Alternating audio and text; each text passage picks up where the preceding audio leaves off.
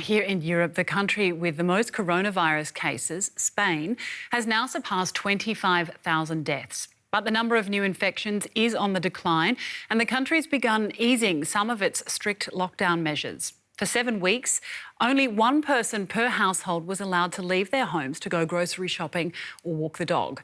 But starting today, Spaniards are allowed to go outside to exercise again, albeit while still under restrictions. A celebration of freedom in Madrid. Starting today, Spaniards can leave their homes to exercise, something they haven't been able to do in nearly 2 months. It's part of the country's roadmap to recovery. We're happy, we feel free. It's essential. For physical and mental health, it's essential to allow people to exercise. Everyone does what they want. If people want to catch it, let them catch it. But this will mean that in 15 or 20 days, we'll be locked up at home again. I feel great. They're very tough restrictions, but it is what it is. We have to follow the instructions from the health ministry because they know more than us. This feeling of freedom is great. When this all gets better, all of us will feel even better. In a bid to avoid overcrowding, the government has implemented a shift system. Adults can exercise mornings and evenings. Afternoons are earmarked for children, with the remaining time slots reserved for the elderly. Authorities are monitoring the situation closely. With the highest number of cases in Europe, Spain has the continent's largest coronavirus field hospital. In another positive sign, it's finally closing its doors. The last patients left the facility on Friday, much to the relief of the medical staff.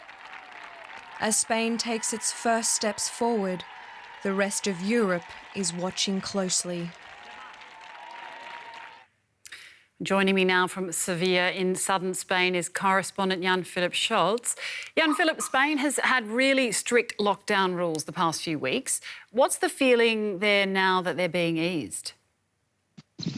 It's a very good feeling. Personally, I've been in a privileged situation. As a journalist, I was allowed to move more or less freely, and there were also certain relaxations for parents and their children. But for a lot of people, today is really the first time in 7 weeks that they have been able to leave their apartments. And as you can see behind me, it's a very beautiful day. It's a sunny day, and there are a lot of people enjoying life outside on the streets. So many people, in fact, that in some regions, officials have already warned of overcrowding. But of course, there are still a lot of restrictions in place. We have heard about the different shifts, the different time slots for different age groups. But there's also a 1 kilometer radius restriction. And a lot of people have started to download apps to show them where exactly they can go within the 1 kilometer radius. Well, we understand that today's move is part of a comprehensive roadmap, really, to ease lockdown measures. What are the next steps that the Spanish government is planning?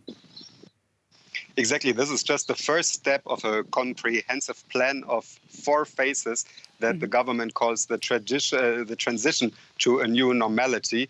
But Prime Minister Sanchez has stressed that it's a gradual and asymmetrical process, as he calls it, meaning that in different regions there can be different speeds according to the infection rates and capacities. But what is for sure is that in mid-May there will be restaurants that can open part of their outdoor facilities again, and probably by mid-June Spaniards will be allowed to travel all over the country again. Jan-Philipp Schultz speaking to us from Spain. Thanks very much for your insight.